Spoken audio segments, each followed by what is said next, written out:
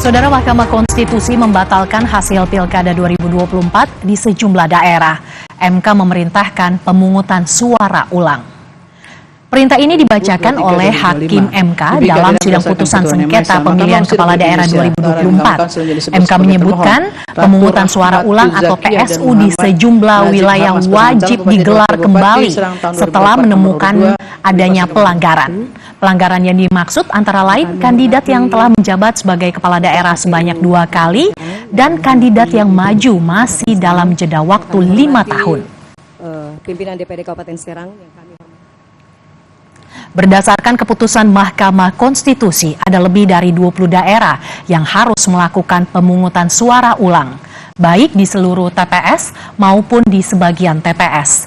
Di antaranya Provinsi Papua, Kabupaten Pasaman, Kabupaten Bovendigul, Kabupaten Barito Utara, Kabupaten Tasikmalaya, Kabupaten Magetan, Kabupaten Serang, Kota Palopo, Kota Banjarbaru, Kabupaten Kutai Kartanegara, Kota Sabang, Kabupaten Siak, Kabupaten Gorontalo Utara, dan Kabupaten Bengkulu Selatan.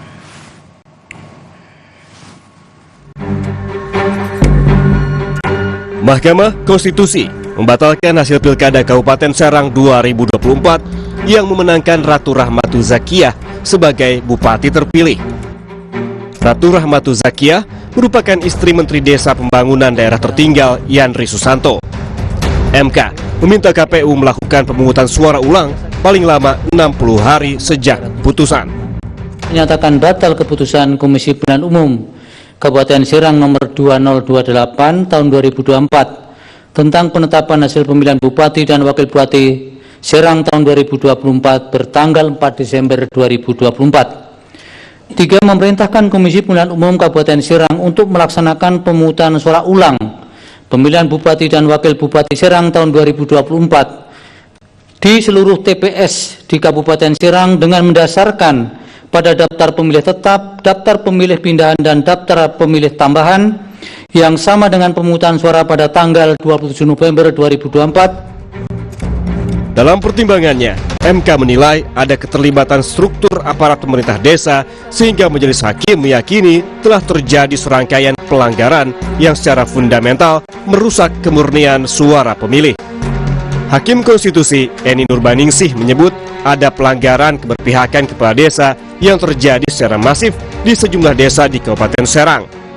Dari bukti tersebut terdapat fakta adanya rekaman video yang menggambarkan terjadinya peristiwa pernyataan pemberian dukungan kepada pasangan calon nomor 2 oleh sejumlah kepala desa, di mana rekaman video tersebut telah disebar di media sosial dan situs pemberitaan daring. Fakta mengenai rekaman video tersebut telah terkomunikasi melalui bukti yang dilampirkan oleh Bawaslu Kabupaten Serang. Video bukti dan seterusnya dianggap diucapkan yang pada pokoknya menyatakan bahwa benar telah terjadi ketidaknetralan kepala desa dalam pemilu kada Kabupaten Serang. Berkenaan dengan tersebut merupakan fakta hukum yang tidak terbantahkan bahwa Yandri Susanto selaku menteri memiliki hubungan pernikahan dengan Haja Ratu Rahmatu Zakiah selaku calon bupati dari pasangan calon nomor 2. Peristiwa Yandri Susanto dalam posisi sebagai menteri telah menyelenggarakan atau menghadiri kegiatan yang di dalamnya terdapat pernyataan bersifat meminta atau mengarahkan kepala desa untuk mendukung pasangan calon nomor urut 2. Pengajar Hukum Tata Negara Fakultas Hukum Universitas Indonesia Titi Anggraini mengatakan jual beli suara berbungkus kontrak politik sudah tidak bisa ditolerir. Termasuk di dalamnya keterlibatan kepala desa dan pejabat negara dalam proses pemilihan umum. Yang bahkan dalam putusan Mahakam Ulu, Mahkamah Konstitusi sebut dengan jelas soal vote buying atau jual beli suara berbungkus kontrak politik yang tidak biasa. Termasuk juga MK tidak menolerir politisasi dan cawe-cawe kepala desa, termasuk keterlibatan pejabat negara dan pejabat daerah. Jadi saya kira ini luar biasa bagi Mahkamah Konstitusi dan pelajaran betul bagi semua penyelenggara pemilu ataupun peserta untuk tidak main-main dengan aturan dalam pemilu kita. Titi menilai banyak pelajaran yang bisa dipetik dari penyelenggaraan Pilkada 2024 untuk perbaikan Pilkada yang akan datang.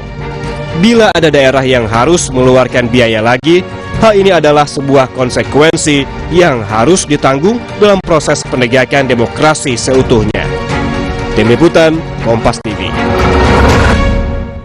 Lalu seperti apa perkembangan terkini kasus kecurangan Pilkada 2024 ini? Kita menuju Istana Kepresidenan Jakarta. Sudah ada jurnalis Kompas TV Cindy Permadi dan juru kamera Arif Rahman di sana. Selamat siang Cindy, apakah sudah ada tanggapan dari pihak Istana terkait cawe-cawe Menteri Desa Pembangunan Daerah Tertinggal Yandri Susanto di Pilkada 2024, Cindy? Mercy, selamat siang. Kami sudah menghubungi sejumlah narasumber di lingkungan istana. Tapi memang sampai siang ini ada yang belum memberikan respon. Ada yang memang tidak berkomentar, pun ada yang akan mengecek terlebih dahulu. Karena salah satu yang juga kami coba telusuri di lingkaran istana adalah apakah sebenarnya Mendes PDT Yandri Susanto juga pernah mengajukan cuti kampanye di masa pilkada.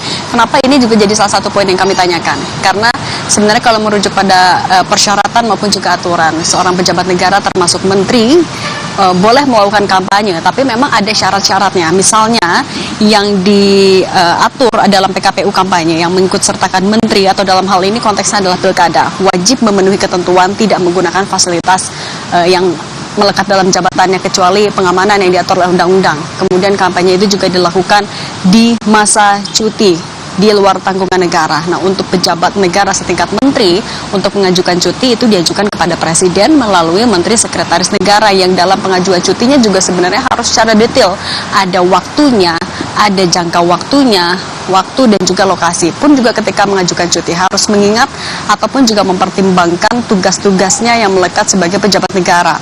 Yang juga perlu diingat oleh para pejabat negara termasuk menteri ini adalah ketika berada di masa kerja, di hari kerja ataupun di luar masa cuti, maka melekatlah hak dan kewajiban mereka sebagai pejabat negara. Nah, kalau dalam konteks Pilbub Serang, kalau kita juga melihat pertimbangan dari MK yang untuk membatalkan hasil pilkada sekaligus juga untuk melaksanakan PSU atau pemungutan suara ulang di Pilbub Serang, MK berpendapat ada keterlibatan struktur aparat pemerintahan desa yang berkaitan erat dengan tindakan atau perbuatan yang baik secara langsung maupun tidak langsung dilakukan oleh Mendes PDT Yandri Susanto berkaitan dengan jabatannya sebagai pejabat negara. Dalam pertimbangan MK merupakan fakta hukum bahwa Mendes dengan Ratu Rahmatu Zakiyah merupakan cagup nomor urut 2 memiliki hubungan suami istri. Nah, berkenaan dengan hal ini, Mendes Yandri Susanto terbukti melaksanakan dan menghadiri kegiatan yang mengarahkan kepala desa untuk mendukung pasangan nomor urut 2 itu. Sehingga MK meyakini posisi kepala desa ataupun pemerintahan desa yang secara kelembagaan posisinya memang berada di bawah koordinasi dari kementerian yang dinakodai oleh Yandri Susanto. Sehingga kalau kita mengutip betul kata-kata dari MK, sehingga tidak dapat dihindari adanya pertautan erat kepentingan antara para kepala desa, aparat pemerintahan desa dengan kegiatan yang dihadiri oleh Mendes PDT Yandri Susanto. Nah, salah satu acara yang dihadiri oleh Mendes Yandri Susanto itu adalah acara rapat kerja cabang Abdesi Kabupaten Serang pada 3 Oktober 2024 lalu di Anyar. Di situ ditemukan fakta bahwa adanya dukungan para kepala daerah terhadap paslon nomor urut 2. Nah, kalau merujuk kepada keterangan dari saksi yang diperiksa juga oleh MK, bahwa setelah acara itu ada saksi yang kemudian berkoordinasi dengan tim pemenangan Pilbub nomor urut 2. Nah, inilah yang menurut MK melanggar undang-undang pilkada, menciderai undang-undang pilkada. Di pasal 71 undang-undang pilkada sebenarnya sudah diatur, sudah disebutkan secara jelas bahwa pejabat negara dilarang membuat keputusan dan atau tindakan yang menguntungkan atau merugikan salah satu pasangan calon. Tidak dapat dipungkiri menurut MK bahwa tindakan yang dilakukan oleh Mendes dapat secara signifikan meningkatkan dukungan atau mempengaruhi sikap kepala desa selaku subjek yang menerima manfaat dalam kegiatan dan program dari kementerian. Sehingga MK juga bilang meski tidak terdapat bukti keterlibatan dari paslon nomor urut 2 ini terlibat secara langsung, tapi juga tidak dapat dipungkiri kalau mereka mendapatkan manfaat dari apa yang dilakukan oleh Mendes PDT Yandri Susanto. Dan Mercy, ini juga sebenarnya bukan pertama kali nama Mendes PDT Yandri Susanto mulai muncul dan menjadi polemik.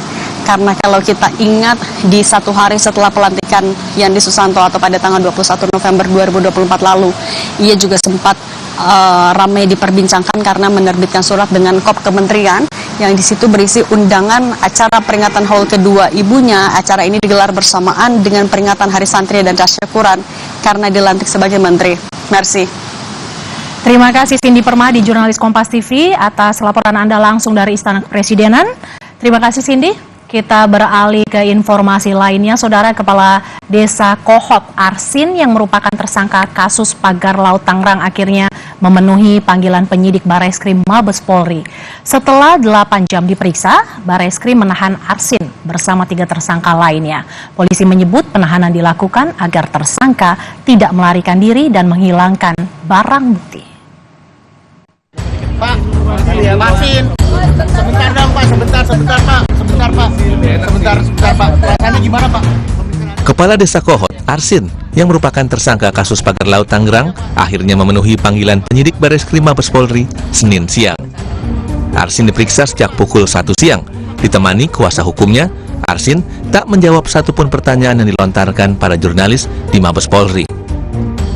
Arsin diperiksa terkait kasus dugaan pemalsuan sertifikat hak guna bangunan dan sertifikat hak milik pagar laut di wilayah Tangerang. Hari ini kami hadir di sini menunjukkan kooperatif ya.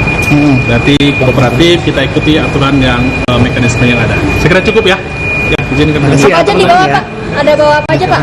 Bawa diri. Siap ditahan Pak. Siap ditahan Pak. Setelah 8 jam diperiksa, Bareskrim menahan Arsin bersama 3 tersangka lainnya. Polisi menyebut penahanan dilakukan agar tersangka tidak melarikan diri dan menghilangkan barang bukti.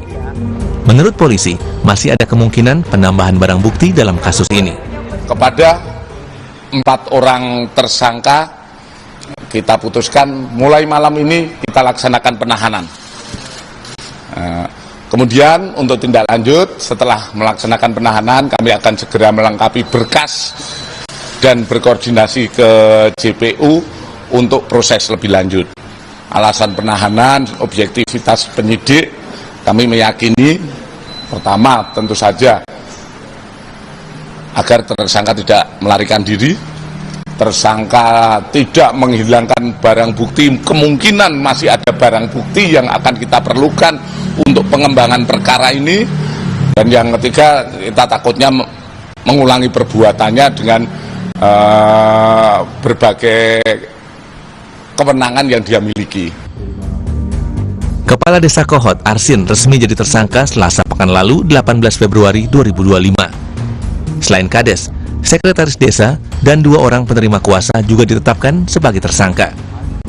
Keempatnya diduga bekerja sama dalam pembuatan dan penggunaan dokumen palsu sejak Desember 2023 hingga November 2024. Telah sepakat menentukan 4 tersangka, di mana 4 tersangka ini adalah kaitannya seperti kemarin saya sampaikan bahwa itu adalah terkait masalah pemalsuan, di mana pemalsuan beberapa surat dokumen untuk permohonan atas hak atas tanah, di mana kita menetapkan saudara A selaku Kades Kohot, saudara UK selaku Sekdes Kohot, saudara SP selaku penerima kuasa, dan saudara CE selaku penerima kuasa telah kita sepakat kita tetapkan sebagai tersangka. Nama Kepala Desa Kohot, Arsin, menjadi sorotan setelah sempat berdebat dengan Menteri ATR BPN Nusron Wahid pasca meninjau pagar laut Tangerang. Arsin berdebat terkait lahan pagar laut yang memiliki SHGB dan SHM. Tak lama kemudian di Tipidum menggeledah rumah Arsin, kantor desa, dan sekretaris desa guna mengumpulkan sejumlah barang bukti. Salah satunya alat yang digunakan untuk memalsukan dokumen.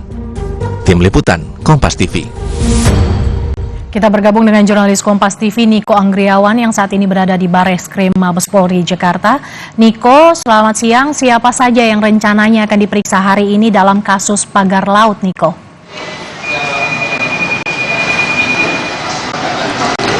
Ya, hingga saat ini Mercy dan juga saudara belum ada informasi terkait dengan siapa saja yang nantinya akan diperiksa pada hari ini. Namun kalau misalnya kita berkaca terhadap pemeriksaan kemarin yang dilakukan oleh Dirtipidum Bareskrim Mabes Polri, sekiranya ada 4 tersangka yang sudah diperiksa selama kurang lebih 8 jam oleh Dirtipidum Bareskrim Mabes Polri.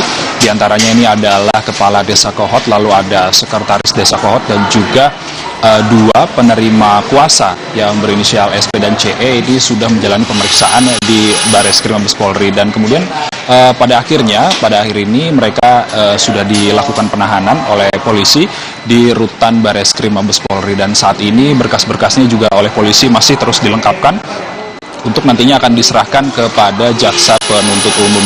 Dan kemudian selain itu juga ada beberapa alasan polisi melakukan penahanan terhadap 4 tersangka, yakni diantaranya mereka dikhawatirkan untuk mengulangi perbuatannya kembali, lalu kemudian dikhawatirkan menghilangkan barang bukti, dan juga dikhawatirkan untuk mereka melarikan diri. Dan kemudian terkait dengan barang bukti sendiri, polisi melakukan penjelasan bahwa nantinya akan ada barang bukti baru yang nantinya akan berguna atau dalam pengembangan kasus ini bisa melakukan peningkatan dalam kasus ini, seperti itu. Lalu kemudian saat ini juga polisi telah melengkapi berkas perkara dari keempat tersangka nantinya untuk berkoordinasi dengan jaksa penuntut umum. Dan terkait dengan tersangka Mercy dan juga saudara, keempat tersangka ini adalah kepala desa Kohot yang bernama Arsin, lalu ada kemudian sekretaris desa Kohot yang bernama Ujang Karta, lalu kemudian ada 2 penerima kuasa yang berinisial SP dan CE. Adapun keempat tersangka ini diduga melakukan pemalsuan terkait dengan dokumen untuk permohonan hak atas tanah, dan pemalsuan tersebut dilakukan seperti kepada dokumen girik, lalu ada surat pernyataan penguasaan fisik bidang tanah, surat pernyataan tidak sengketa, lalu ada surat keterangan tanah, dan juga ada surat kesaksian. Dan keempat tersangka ini membuat seolah-olah pemohon mengajukan permohonan kepada surveyor untuk kepada kantor pertanahan Kabupaten Tangerang. Adapun apakah nantinya akan ada tersangka baru dalam kasus ini, tentunya kemarin dalam konferensi pers setelah melakukan pemeriksaan selama kurang lebih 8 jam terhadap 4 tersangka, Dirtipidum Bareskrim Mabes Polri ini menyatakan bahwa nantinya ada kemungkinan tersangka baru, namun hingga saat ini masih dilakukan pendalaman oleh polisi.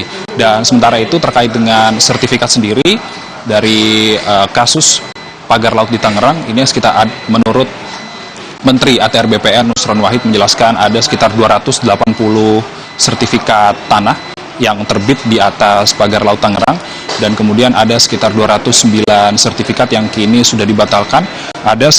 Lalu kemudian ada 58 yang tidak dibatalkan karena masih berada di dalam garis pantai. Sementara tadi 200 sertifikat tanah yang batal tersebut semuanya sertifikatnya berada di luar garis pantai, dan 13 masih dalam pendalaman karena 13 sertifikat tersebut masih dalam zona abu-abu.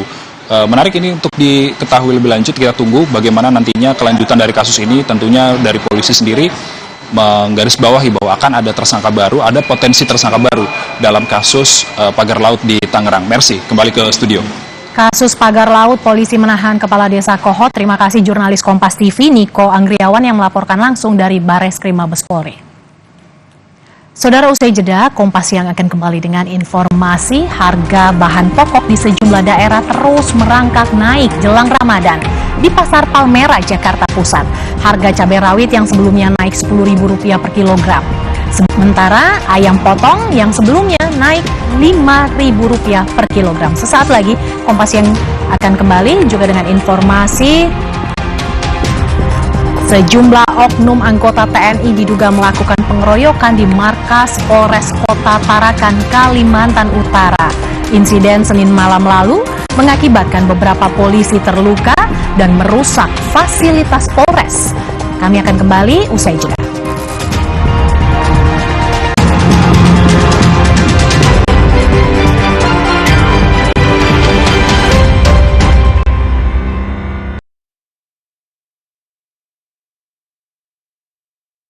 Dunia manusia dikendalikan kecerdasan buatan. Calon arang. Tapi ibu melindungiku. Marjan, segarnya hidupkan semangat. Manisnya warna mawar merah muda saat mendengar semua lantunan doa. Sambut sentuhan warna baru Ramadan dari Nippon Paint. Dunia manusia dikendalikan kecerdasan buatan. Calon arang. Tapi ibu melindungiku. Marjan, segarnya hidupkan semangat. Supaya badan kuat selama puasa, gimana ya? Minum susu steril 7 kurma. Betul, karena kurma kaya antioksidan. Plus susu steril double khasiat. Enak. Badan segar. Susu steril 7 kurma double khasiatnya. Aku approve. Aku approve. Melindungi lebih dari 8 tahun. Aku approve. Aku approve. Aku approve. Aku approve. Aku approve. Aku approve. Aku approve. Aku approve. Aku approve. Aku approve. Dunia manusia dikendalikan kecerdasan buatan. Calon arang. Tapi ibu melindungiku. Marjan, segarnya hidupkan semangat. Alergi jontor nih. Aku biduran. Obatnya yang depannya Indal CPN bisa dibeli tanpa resep dokter. Indal CPN, komposisi anti alerginya Redakan alergi. Indal CPN. Malula, madu TJ. Ya. Kalau panas dalam, sariawan Bisa, madu TJ panas dalam. Minum bila perlu. Madu TJ panas dalam. Madu plus herbal dari bahan alam. Bantu redakan panas dalam. Madu TJ panas dalam. Dunia manusia dikendalikan kecerdasan buatan. Calon arang. Tapi ibu melindungiku. Marjan, segarnya hidupkan semangat. Indahnya warna alam sambut bulan Ramadan. Jadi pengingat untuk selalu bersyukur dengan hikmat. Damainya warna biru bahari. Hangatnya warna kuning pagi. Manisnya warna mawar merah muda. Dan warna coklat hangat yang ramah menyambut keluarga di bulan penuh berkah. Sambut sentuhan warna baru Ramadan dari Nippon Paint. Dunia manusia dikendalikan kecerdasan buatan. Calon arang. Tapi ibu melindungiku. Marjan, segarnya hidupkan semangat. Alergi jontor nih. Aku biduran. Obatnya yang depannya Indal CPN bisa dibeli tanpa resep dokter. Indal CPN, komposisi anti alerginya Redakan alergi. Indal CPN. Malula, madu TJ. Ya. kalau panas dalam, sariawan Bisa, madu TJ panas dalam. Minum bila perlu. Madu TJ panas dalam. Madu plus herbal dari bahan alam. Bantu redakan panas dalam. Madu TJ panas dalam. Dunia manusia dikendalikan kecerdasan buatan. Calon arang. Tapi ibu melindungiku. Marjan, segarnya hidupkan semangat. supaya badan kuat selama puasa, gimana ya? Minum susu steril 7 kurma. Betul, karena kurma kaya antioksidan. Plus susu steril double khasiat. Enak.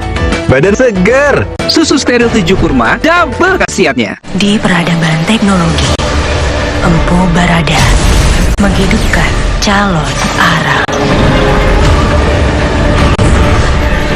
Tapi calon arang ingin menguasai manusia. Ibu melindungiku dengan doa dan ketulusannya. Marjan, segarnya hidupkan semangat.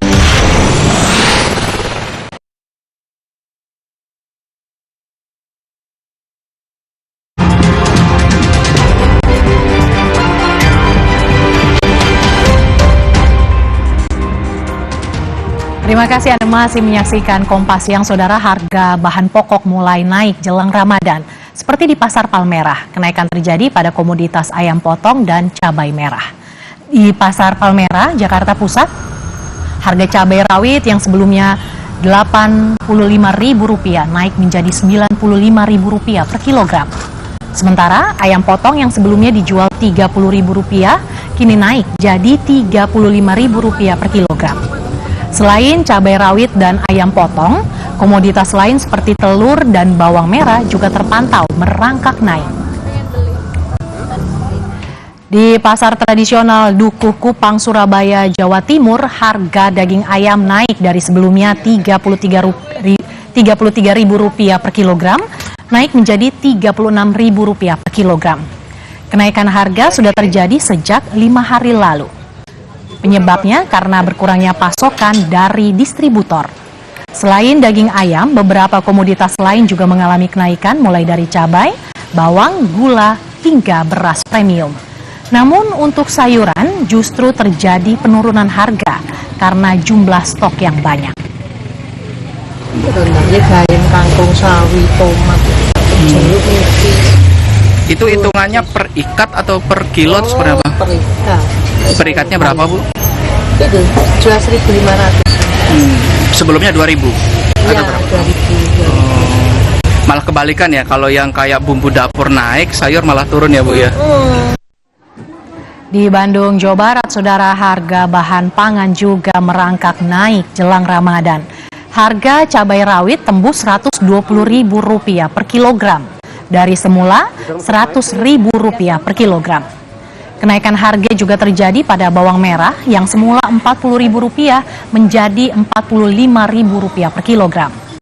Untuk bawang putih dari Rp42.000 menjadi Rp60.000 per kilogram. Sedangkan harga telur ayam naik Rp1.000 per kilogramnya. Begitu pula dengan ayam potong semula Rp37.000 menjadi Rp38.000 per kilogram. Pemerintah diharapkan turun tangan untuk menstabilkan harga-harga kebutuhan pokok. Kenaikan bahan pokok juga terpantau terjadi di Pasar Kemuning, Pontianak, Kalimantan Barat. Harga ayam potong yang sebelumnya Rp22.000 naik menjadi Rp28.000 per kilogram. Selain daging ayam, saudara, harga cabai rawit lokal juga mulai meroket dari sebelumnya Rp40.000 hingga kini Rp60.000 per kilogram. Naik jadi Rp100.000 per kilogram. Pembeli pun terpaksa mengakali kondisi ini dengan mengurangi pembelian. Sementara komoditas lainnya seperti bawang merah, bawang putih, hingga daging sapi masih terpantau stabil. Yang mana, Pak? Cabai rawit. Cabai rawit berapa harganya, Pak? 100. 100 sebelumnya? Sebelum biasanya 60-an. 60-an ya? 60-an gitu. 60-an sekarang udah 100. Udah berapa lama naik nih, Pak? Ini saya awal kisaran 2 mingguan. Oke, ini kenapa Pak naik, Pak? Ya bahan yang ada, barangnya ada. Barangnya ada gitu ya? Jadi naik gitu ya harganya? Kalau bisa sih agak turun lah ya. Agak turun ya. Sekarang kan lagi naik ya. Oh, naik ya, biasanya naik ya Bu ya? Iya. Tapi sekarang belinya masih banyak atau dikurangi nih Bu? Ya biasa ya lah, gimana ya. Kalau yang bisa dikurangi, dikurangi. Untuk memantau harga bahan pokok di sejumlah daerah, sudah siap 3 jurnalis Kompas TV. Ada Abel Insani di Pasar Palmerah, Jakarta, Alfian Rahman di Surabaya, Jawa Timur, dan juga ada Ninda Destiani di Bandung, Jawa Barat. Kita akan ke Pasar Palmerah terlebih dahulu. Abel, komoditas apa saja yang harganya naik jelang Ramadan berdasarkan pantauan Anda, Abel?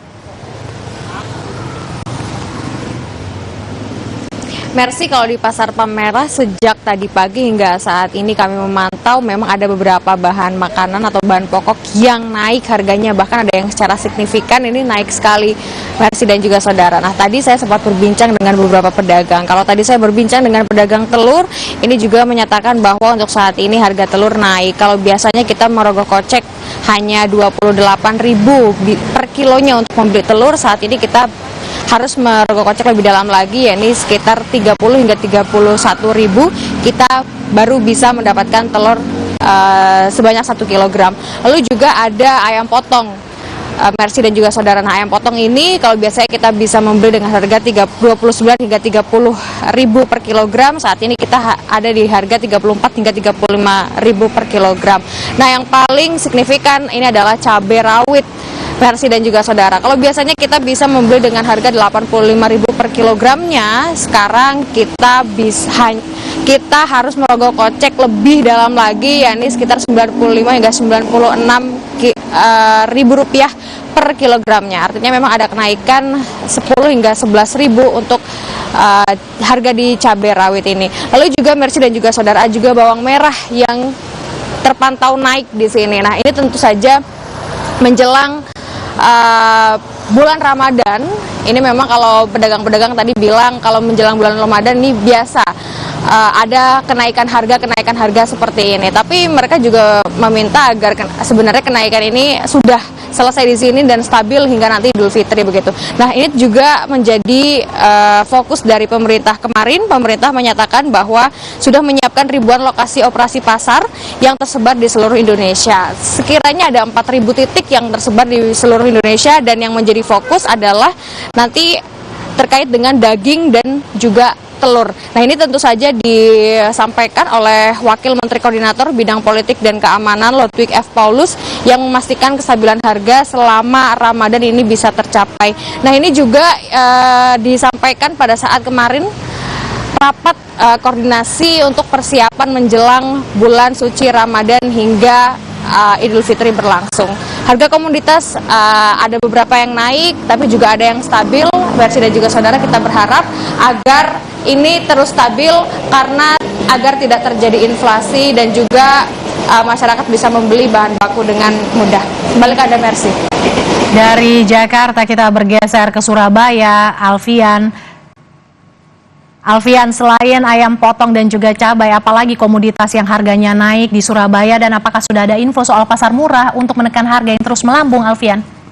Ya, Mercy dan juga saudara, selain ayam yang naik dari Rp33.000 menjadi Rp36.000 per kilogram, dan juga cabai rawit dari Rp65.000 menjadi Rp90.000 per kilogram, ada beberapa komoditas sembako lainnya yang naik di Surabaya, terutama di tempat saya melaporkan saat ini, Mercy dan juga saudara, yaitu di Pasar Dukuh Kupang, Surabaya. Jika saya dapat merincikan, kenaikannya berkisar antara Rp3 sampai Rp5.000 per itemnya, begitu, atau per kilogramnya. Seperti telur yang dari Rp27.000 menjadi Rp30.000, terus ada juga gula yang dari Rp17.000 menjadi Rp18.000, termasuk juga bawang-bawangan. Ini ada bawang putih yang semula biasa dijual seharga Rp40.000 di awal Februari lalu, kini naik menjadi Rp45.000 per kilogram, termasuk juga bawang merah dari Rp30.000 menjadi Rp40.000 per kilogramnya.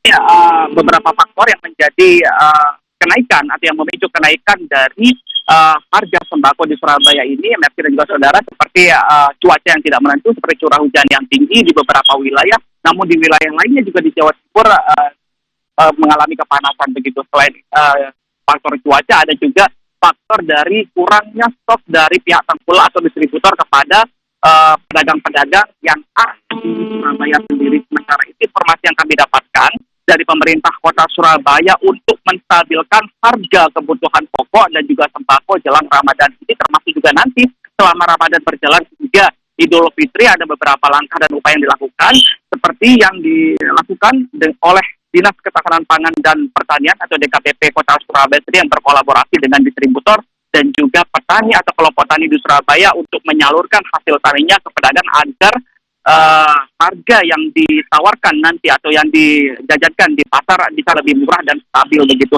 Selain itu juga pemerintah Kota Surabaya ini rutin menggelar sidak dan membentuk tim kerja pengendali distribusi, Dinas Koperasi, Usaha Kecil dan Menengah, serta perdagangan atau Dinkopdas di beberapa titik untuk memantau harga-harga sembako di pasar tradisional Kota Surabaya. Selain itu juga tentunya nanti ada pasar murah dan juga pangan murah begitu, yang biasanya ini waktunya fluktuatif, seminggu bisa 1 kali atau 2 kali dan berlangsung di balai RW hingga balai kelurahan. Merci.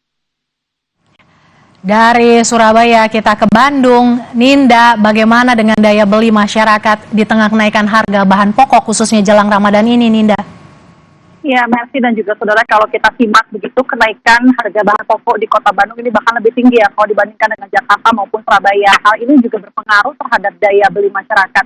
Menurut informasi dari pedagang, Mercy dan juga saudara, di mana masyarakat ini sebetulnya memang mereka masih membeli bahan pokok yang dibutuhkan begitu, meskipun harga naik, namun memang pengaruhnya adalah mereka ini membeli dengan jumlah yang lebih sedikit, karena kalau kami tanyakan langsung kepada para pembelinya begitu, mereka tetap membeli bahan pokok yang harganya naik karena memang itu merupakan kebutuhan sehari-hari begitu, Mercy dan juga saudara. Apalagi menjelang saat bulan Ramadan seperti ini, bahan pokok setiap harinya harus selalu terpenuhi menurut para pembeli setelah kami tadi tanyakan langsung.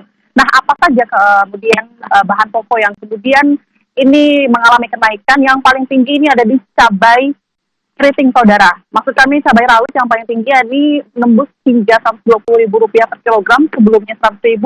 Lalu juga ada cabai keriting dan cabai tanjung yang saat ini dijual Rp70.000. Keduanya sebelumnya dijual hanya Rp50.000 per kilogram. Lalu juga ada bawang merah, bawang putih Rp45.000 per kilogram. Untuk bawang putih ini Rp60.000 per kilogram, sebelumnya hanya Rp42.000 per kilogram. Sayur mayur juga ikut naik, mulai dari wortel sebelumnya Rp20.000, saat ini Rp24.000 per kilogram.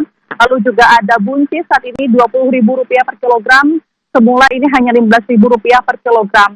Dan selain itu juga ada telur, saudara. Telur ayam negeri ini dijual sekitar harga Rp31.000 per kilogram, sebelumnya hanya dijual Rp30.000 per kilogram.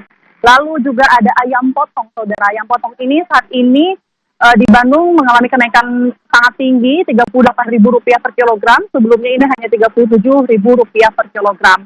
Dan menurut pedagang sendiri, kenaikan harga bahan pokok ini terjadi sepekan yang lalu, karena ini juga kalau kami tanyakan apakah kemudian ada faktor cuaca atau tidak, menurut pedagang sebetulnya ini tidak disampaikan, namun memang biasanya menjelang Ramadan ataupun Idul Fitri, kenaikan bahan pokok ini selalu terjadi, ada kenaikan, saudara. Harapannya kalaupun memang bahan pokok ini tetap naik ataupun tetap harganya harus stabil, dan pastikan untuk stok ini harus aman begitu. Merci, kembali ke studio.